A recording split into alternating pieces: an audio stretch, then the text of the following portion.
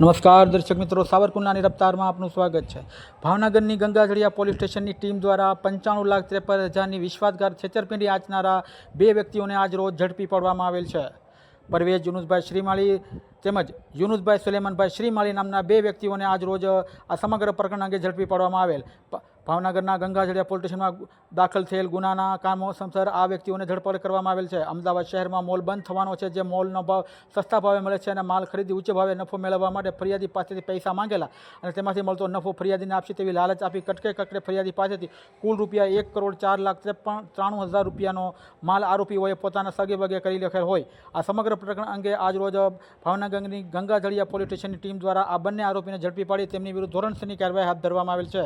આ સમગ્ર કામગીરી ગંગાજળિયા પોલીસ સ્ટેશનના પોલીસ ઇન્સ્પેક્ટર શ્રી આર.બી. ચૌહાણ તથા પોલીસ સબ ઇન્સ્પેક્ટર જી.આર. ધાદલ તથા ટીમ દ્વારા કરવામાં આવેલ છે। Bureau report, Savarkundla રફતાર, Sattar Metar, Sihor.